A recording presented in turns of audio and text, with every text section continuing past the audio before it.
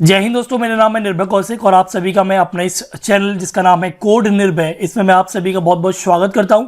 आज की इस वीडियो से हम स्टार्ट करने जा रहे हैं object oriented programming language using C++, यानी कि ऊप्स क्या होते हैं, क्या इसके कॉन्सेप्ट होते हैं, इसके बारे में हम एक एक करके समझेंगे। आज की वीडियो हमारी इंट्रोडक्शन वीडियो होगी, समझेंगे ऊप्स क्या है, क्यों जरूरी है, ऊप्स के एक एक टर्म्स को हम समझने की कोशिश करेंगे। आने वाली सीरीज में यानी कि ऊप्स की हम इस सीरीज में एक एक टर्म्स के बारे में अच्छी तरीके से समझेंगे, डिटेल में समझेंगे और हर एक टर्म का एक एक प्रोग्राम तो एटलीस्ट बनाएंगे ही बनाएंगे। तो आज की इस वीडियो से स्टार्ट करते हैं हम ऊप्स आखिर होता क्या है, क्या पॉलीमॉर्फिज्म होता है, क्या आपका इनहेरिटेंस होता है, क्या आपका एनकैप्सुलेशन होता है। तो आज की इस वीडियो को स्टार्ट करने से पहले मैं आपको कहूंगा कि अगर आप इस चैनल पर पहली बार आए तो कृपया इस चैनल को जरूर सब्सक्राइब कीजिएगा, क्योंकि मैं समय समय पर आपके लिए ऐसी ही वीडियोस लेके आता रहता हूं।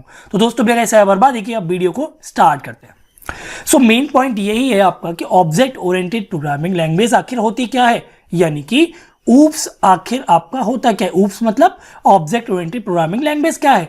अब ऑब्जेक्ट ओरिएंटेड प्रोग्रामिंग लैंग्वेज आपकी जावा के अंदर भी होती है, ठीक है, पाइथन के अंदर भी है, आपकी जावा स्क्रिप्ट के अंदर भी है, साथ ही साथ आपका C++ के अंदर भी है, और ऐसी लैंग्वेजेस हैं जिसमें आपका ऊप्स का यूज किया जा रहा है। यानी कि ऊप्स जो है वो सिर्फ और सिर्फ आपके C++ के लिए नहीं बना है, बल्कि वो कई और ज्यादा महत्वपूर्ण जितनी भी लैंग्वेज है उनमें भी यूज हो रहा है। इसका मतलब ये है कि आपने एक बार अगर ऊप्स के कॉन्सेप्ट को समझ लिया तो इसका मतलब ये है कि आप जावा के भी कॉन्सेप्ट को समझ जाएंगे, बस उसका सिंटैक्स थोड़ा चेंज हो जाएगा। पाइथन में भी आप काम करेंगे पर उसका सिंटैक्स थोड़ा चेंज हो जाएगा। तो ऑब्जेक्ट ओरिएंटेड प्रोग्रामिंग लैंग्वेज का मतलब ऐसा ही नहीं है कि सिर्फ और सिर्फ C++ के अंदर ही है, वो जावा, पाइथन, JS और ऐसी काफी ज्यादा लैंग्वेजेस हैं जो पॉपुलर लैंग्वेज है और अच्छी लैंग्वेज है, उनके अंदर भी ये यूज होता है। अब आखिर हम इसे यूज क्यों करते हैं, देखिए जैसे जैसे हमारी प्रोग्रामिंग लैंग्वेज का रिक्वायरमेंट बढ़ती गई, उसका काम बढ़ता गया, वैसे वैसे हमारा काम करने का तरीका बदलते गया।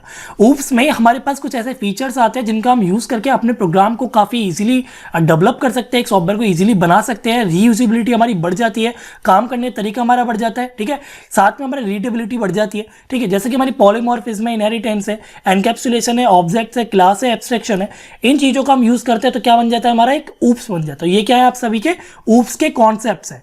अब सी लैंग्वेज भी थी, उसमें क्या ऊप्स नहीं थी। देखिए सी लैंग्वेज आपकी प्रोसीजरल बेस्ड ओरिएंटेड लैंग्वेज थी, या फिर आप बोलेंगे स्ट्रक्चर ओरिएंटेड लैंग्वेज थी, पर वो ऊप्स नहीं थी, यानी कि उसमें क्लास और ऑब्जेक्ट का यूज नहीं हो रहा था। जब हम ऊप्स की बात करेंगे इसका मतलब यह है कि वहां हमारे class, object, encapsulation, inheritance, polymorphism, abstraction जैसे कॉन्सेप्ट का यूज हो रहा है। तो ऊप्स का मतलब आपको एक तरीके से समझ में आ गया कि क्लासेस और ऑब्जेक्ट पर ही हमारी पूरी की पूरी बातें होंगी। अब एक एक करके हम हर एक कॉन्सेप्ट को समझने के प्रयास करेंगे। तो सबसे पहली चीज आती है हमारी क्लास। तो आखिर हमारी क्लास होती क्या है, तो यहाँ पर आपके सामने एक डेफिनेशन लिखी हुई है, आप उसको समझने की कोशिश कीजिए। यहाँ पर डेफिनेशन है, a class is a user defined data type. Data type आपको हमेशा पढ़े होंगे, जब आप वेरिएबल बनाते हैं तो क्या यूज करते हैं, डाटा टाइप। डाटा टाइप जैसे कि इंट, फ्लोट, कैरेक्टर। तो इसी प्रकार से क्लास क्या होता है, आपका एक यूजर डिफाइंड, यानी कि एक ऐसा डाटा टाइप होता है जिसको हम डिफाइन करते हैं। So class is a user defined data type that we can use in our program, जिसको हम अपने प्रोग्राम में यूज करते हैं। And it works as an object constructor or a blueprint for creating an object, जो कि आपका एक ऑब्जेक्ट को क्रिएट करने का यूज होता है। अब ऑब्जेक्ट क्या होता है वो हम समझेंगे, ठीक है। It is a user defined data type which holds its own data members and member function. Data member से मतलब यहां पर है एक तरीके से आपके वेरिएबल से। डाटा मेंबर्स का एक तरीके से क्या मतलब है यहाँ पर, वेरिएबल से। मेंबर फंक्शन का आपका क्या मतलब है, सिंपल आपके फंक्शन से। सो क्लास क्या करता है, अपने अंदर एक होल्ड करता है डाटा मेंबर्स यानी कि वेरिएबल्स को, साथ में मेंबर फंक्शन यानी कि फंक्शंस को, which can be accessed and use by creating an instance of that class. Instance कैसे क्रिएट होगा, आपका ऑब्जेक्ट द्वारा। जब आप एक ऑब्जेक्ट क्रिएट करते हो तो क्या मतलब उसका, इंस्टांस होता है, ठीक है। एक class is like a blueprint for an object. एक ऑब्जेक्ट के लिए क्लास जो होता है एक तरीके से एक ब्लूप्रिंट होता है, ठीक है। अब इंस्टांस का मतलब ये है कि जब भी आप एक ऑब्जेक्ट क्रिएट करेंगे तो इसका मतलब क्या है, आपने उस क्लास के एक इंस्टांस को क्रिएट कर दिया, जिसकी मदद से आप उस क्लास के मेंबर्स को, डाटा मेंबर्स को, साथ में मेंबर फंक्शन या फिर मेंबर मेथड्स को एक्सेस कर सकते हैं, ठीक है। तो एक डायग्राम आपके सामने है। क्लास नेम आपका सबसे पहले एक होगा। क्लास को बनाने से पहले क्या होगा, एक आपका एक कीवर्ड होगा जिसका नाम आपका क्लास है। तो आप एक क्लास कीवर्ड लिखेंगे, साथ में क्लास का नाम लिखेंगे। तो एक क्लास का नाम होगा, साथ में जैसे कि क्लास का नाम आपका क्या है, व्हीकल है। यहां पर क्या है, क्लास का नाम व्हीकल है। क्लास क्या है, ये आपका एक कीवर्ड है, ठीक है। सो ये मॉडल, कलर, रजिस्ट्रेशन, ये जो भी है ये क्या है, आपके डाटा मेंबर से, या फिर आप इन्हें क्या बोलते हैं, एट्रीब्यूट्स होते हैं। ये कुछ अलग चीज नहीं होती है, ये सीधे सीधे आपके वेरिएबल्स होते हैं, ठीक है। क्लास के अंदर डिफाइंड और डिक्लेयर्ड आपके वेरिएबल क्या कहलाते हैं, एट्रीब्यूट्स या फिर डाटा मेंबर्स कहलाते हैं। फॉरवर्ड्स, बैकवर्ड्स और स्टॉप ये क्या है, आपके एक तरीके से ये फंक्शन है।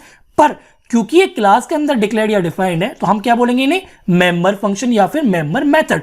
ठीक है, तो क्लास के अंदर डिक्लेयर्ड या डिफाइंड फंक्शन को हम बोलते हैं मेंबर फंक्शन या फिर मेंबर मेथड्स। ठीक है, इसी प्रकार से आप यहां देखेंगे डाटा मेंबर्स। देखिए डाटा मेंबर्स आपने किसको बोला, एट्रीब्यूट्स को बोला, इस वेरिएबल्स को बोला। मेंबर फंक्शन या मेंबर मेथड आपने किसको बोला, फॉरवर्ड, बैकवर्ड, स्टॉप, ये वाले फंक्शंस को बोला। तो ये क्या है आपका एक क्लास और जो कि एक ब्लूप्रिंट होता है हर एक ऑब्जेक्ट के लिए। ठीक है, और हर क्लास के अगर आपको डाटा मेंबर्स और मेंबर फंक्शन को यूज करना है, एक्सेस करना है, तो क्या बनाना पड़ेगा आपको, उसका एक इंस्टेंस बनाना पड़ेगा, यानी कि आपको एक ऑब्जेक्ट बनाना पड़ेगा। आगे बढ़ते हैं हम अगले टॉपिक की तरफ, जो कि हमारा है क्या, ऑब्जेक्ट। सो आखिर हमारे ऑब्जेक्ट होते क्या है वो हम समझते हैं। An object is a identifiable entity with some characteristics and behaviour. एक ऑब्जेक्ट जो है वो एक आइडेंटिफाइबल एंटिटी है जिसके कुछ कैरेक्टरिस्टिक और कुछ बिहेवियर्स होते हैं। ठीक है, एक छोटी सी यूनिट होती है, एक छोटी सी एंटिटी होती है, वही आपकी ऑब्जेक्ट कहलाती है। सो ऑब्जेक्ट क्या है आपका, एक N object is A instance of a class. मैंने बताया ना, एक क्लास का इंस्टेंस यानी कि एक ऑब्जेक्ट। सो ऑब्जेक्ट क्या होता है, क्लास का इंस्टेंस होता है। When a class is defined, जब भी एक क्लास डिफाइन होती है, so no memory is allocated, कोई भी मेमोरी अलोकेट नहीं होती उस क्लास के लिए। बट व्हेन इट इज इंस्टेंशिएटेड, मतलब कि जब एक ऑब्जेक्ट बन जाता है तब क्या होती है, मेमोरी एलोकेट हो जाती है। अब ऑब्जेक्ट को आप एक तरीके से समझने की कोशिश कीजिए। ये आपकी क्लास है, इसका नाम क्या है, डॉग। इस क्लास का नाम क्या है, डॉग। ये फील्ड्स मतलब एट्रीब्यूट्स या फिर डाटा मेंबर्स क्या है, ब्रीड है, साइज है, कलर्स है, एज है। एक तरीके से क्या है, ये वेरिएबल्स है, डाटा मेंबर्स है, फील्ड्स है या फिर एट्रीब्यूट है। ये सभी इसके नाम है। मेथड्स यानी कि आपके मेंबर फंक्शंस या फिर मेंबर मेथड्स, तो वो क्या है आपके ईट, रन, स्लीप एंड नेम। तो क्लास का नाम है आपका डॉग और ये आपके फील्ड्स और ये आपके मेथड्स हैं। तो इस क्लास के आपके कितने भी ऑब्जेक्ट हो सकते हैं जितने आप चाहते हैं बनाने। तो आपने क्या किया, डॉग बन नाम से एक ऑब्जेक्ट बना लिया जिसके अंदर अपने हिसाब से आपने वैल्यू को असाइन कर दिया। ब्रीड नाम के एट्रीब्यूट में या ब्रीड नाम के फील्ड में आपने बुलडॉग को असाइन कर दिया। साइज नाम के फील्ड में आपने लार्ज को असाइन कर दिया। तो हर एक ऑब्जेक्ट के लिए आप अलग से एक स्पेस आपके लिए बन जाएगा जिसको आप यूज करके उनके फील्ड्स और उनके मेथड को यूज कर सकते हैं। इसी प्रकार से आपने डॉग2 नाम का एक ऑब्जेक्ट बनाया तो उसके लिए अलग से एक मेमोरी बन जाएगी जिसकी मदद से आप उनके फील्ड्स को यूज कर सकते हैं। इसी प्रकार से डॉग3 नाम से आपने एक और ऑब्जेक्ट बनाया, उसके हिसाब से आप अपना काम किया। यानी कि हर एक ऑब्जेक्ट का अलग एक आपका मेमोरी स्पेस होगा, उधर आप अपना काम करेंगे और उस ऑब्जेक्ट से आप उसके फील्ड को और उसके मेथड्स को एक्सेस कर सकते हैं। ठीक है, तो ऑब्जेक्ट आपका ये हो गया। अब आगे बढ़ते हैं हम। तो जब हम ऊप्स के फीचर्स या फिर ऊप्स के कॉन्सेप्ट की बात करते हैं तो उसमें क्या आता है हमारा एनकैप्सुलेशन। सो एनकैप्सुलेशन का आप मतलब समझ रहे होंगे, कैप्सुलेशन ही सब समझ में आ रहा है ना, capsule. Encapsulation is defined as wrapping up of data and information under a single unit. एक एनकैप्सुलेशन का मतलब है आपके डाटा को, आपके इंफॉर्मेशन को एक सिंगल यूनिट में क्या कर देना, रैप कर देना या फिर बांध देना। जैसे कि क्लास जो है वो आपका मेजर एग्जांपल है एनकैप्सुलेशन का। सो class is a example of encapsulation. Class के अंदर क्या होते हैं, आपके मेथड्स होते हैं और वेरिएबल्स होते हैं जिसको आप एक बॉडी के अंदर क्या करते हैं, लिख देते हैं। तो वो किसका एग्जांपल है, आपका एनकैप्सुलेशन का। एनकैप्सुलेशन का मतलब है इंफॉर्मेशन को, डाटा को एक ही यूनिट में रैप कर देना। जिस प्रकार से आप यहां पर देखिए कैप्सूल है, जैसे कि ये क्लास है और ये इसके अंदर क्या, क्लास के अंदर आपके वेरिएबल्स है यानी कि एट्रीब्यूट्स है और ये क्या है आपके यहाँ पर मेथड्स है यानी कि फंक्शंस है। और इसको आपने क्या किया, एक यूनिट में, सिंगल यूनिट जिसको आप क्लास बोलते हो, उसमें आपने क्या किया, इसे रैप कर दिया। तो ये क्या कहलाएगा, आपका एनकैप्सुलेशन कहलाएगा। ठीक है, तो अब हम आगे बढ़ते हैं। आगे का अगला टॉपिक है हमारा ऊप्स का, वो है हमारा एब्स्ट्रैक्शन। एब्स्ट्रैक्शन आखिर क्या होता है, छोटी सी डेफिनेशन आप उसको पढ़ने की कोशिश कीजिए।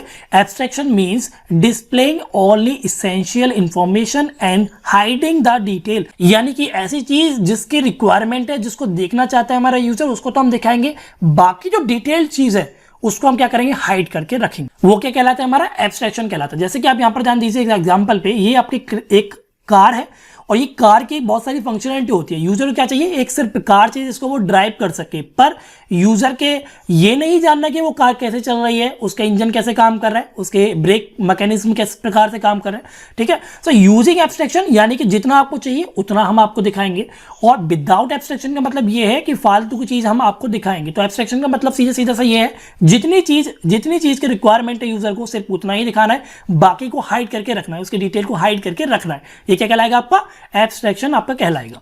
अगला पढ़ते हैं, अगला पॉइंट आखिर आपका क्या है। देखिए ऊप्स का जो मेजर फीचर है उसमें सबसे पहले आता है आपका इनहेरिटेंस और दूसरा आता है आपका पॉलीमॉर्फिज्म। सबसे ज्यादा इंपॉर्टेंट टॉपिक्स होते हैं ये। तो इनहेरिटेंस की हम बात करते हैं C++ के अंदर, the capability of a class to derive properties and characteristic from another class is called inheritance. यानी कि एक क्लास के द्वारा दूसरी क्लास की प्रॉपर्टीज और कैरेक्टरिस्टिक को अपने अंदर ले लेना, इनहेरिट कर लेना, वह क्या कहलाता है, आपका इनहेरिटेंस कहलाता है। इनहेरिटेंस का हिंदी में मतलब होता है अनुवांशिकता। जैसे कि आप सपोज कीजिए आपके पिताजी की जो आंखें हैं वो नीली हैं, तो ये चांसेस है कि आपकी आंखें भी 90% नीली ही होंगी, क्योंकि वो आपके पिताजी के लक्षण हैं, पिताजी के कैरेक्टरिस्टिक्स हैं, तो बाय डिफॉल्ट आपके अंदर आ जाते हैं, बाय डिफॉल्ट आप उसको इनहेरिट कर लेते हैं। तो इनहेरिट का मतलब यही है कि एक क्लास की जो प्रॉपर्टीज हैं और कैरेक्टरिस्टिक हैं उसको आप दूसरी क्लास के अंदर इनहेरिट कर लें, अपने अंदर ले लें। तो इनहेरिट आपके कितने प्रकार के होते हैं वो आप समझिए। इनहेरिटेंस आपके मोस्टली 5 प्रकार के होते हैं, जैसे कि सिंगल इनहेरिटेंस, यानी कि इसमें एक क्लास होगी आपकी जिससे दूसरी क्लास के आप प्रॉपर्टीज को रीड कर पाएंगे, कैरेक्टरिस्टिक को रीड कर पाएंगे।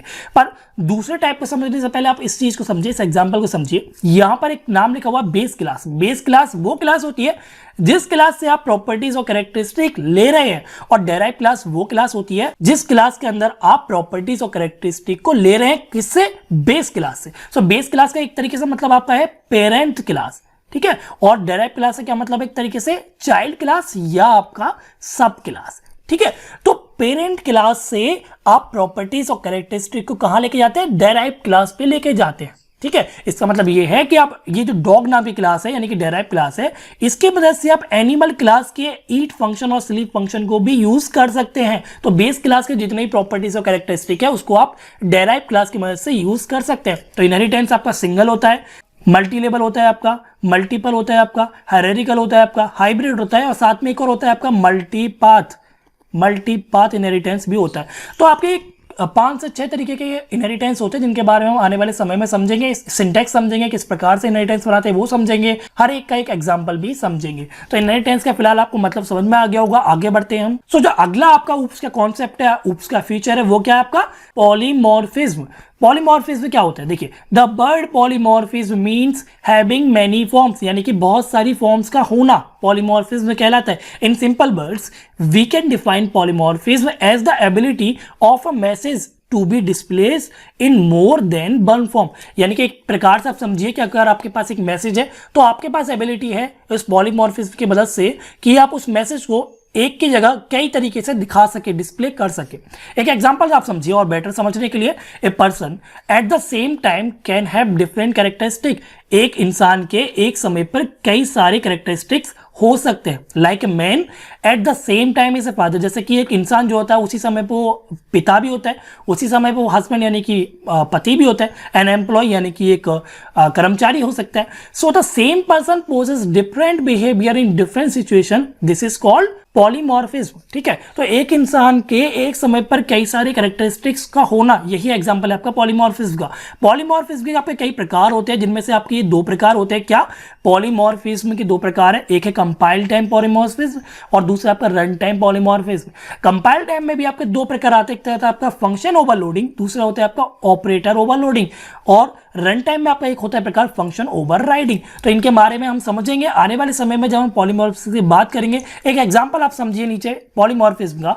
अगर आपके पास एक शेप नाम से एक फंक्शन है, ठीक है, एक शेप नाम का एक फंक्शन है, तो आप जब उसे यूज करेंगे तो आप शेप के चाहें तो शेप का यूज करके ट्राइंगल बना सकते हैं, आप चाहें तो शेप का यूज करके रेक्टेंगल बना सकते हैं, और साथ में उसके साथ चाहें तो आप एक सर्कल को भी बना सकते हैं। यानी कि आपके पास फंक्शन तो एक है पर आप उसको अलग अलग तरीके से यूज कर पा रहे हैं। सो एबिलिटी है ये मोर देन वन फॉर्म की, यही क्या कहलाती है? आपकी पॉलीमॉर्फिज्म कहलाती है। तो आज की इस वीडियो में इन्हीं टॉपिक्स के बारे में हम समझ रहे थे और ये मैंने आपको समझाने की कोशिश की है। आशा करता हूँ आपको ये समझ में आया होगा। कहीं कोई प्रॉब्लम है आप मुझसे पूछ सकते हैं, कमेंट कर सकते हैं, और याद रखिएगा अगर आपको ये वीडियो पसंद आती है ना तो प्लीज़ यार सब्सक्राइब जरूर कीजिएगा, अपने दोस्तों को बोलिएगा इस चैनल पर आने के लिए, सपोर्ट करने के लिए, मुझे सब्सक्राइब करने के लिए, इस चैनल को, इस वीडियो को लाइक करने के लिए। चाहे तो आप अपने दोस्तों के साथ इस वीडियो को भी शेयर कर सकते हैं, क्योंकि अगर इस पर अच्छा सपोर्ट रहेगा तो आने वाले समय में मैं आपके लिए ऐसी ही धमाकेदार और अच्छी से अच्छी वीडियोस लेके आता रहूंगा जो कि आपको इजीली बड़े से बड़े कॉन्सेप्ट को समझा पाएगी। तो आज इस वीडियो में सिर्फ इतना ही। आशा करता हूं आपको वीडियो पसंद आई होगी। अगर ये वीडियो पसंद आए तो कृपया इस वीडियो को लाइक जरूर कीजिएगा, दोस्तों का शेयर कीजिएगा। अगर चैनल पर हैं तो कृपया चैनल को जरूर सब्सक्राइब कीजिएगा। वीडियो देखने के लिए धन्यवाद।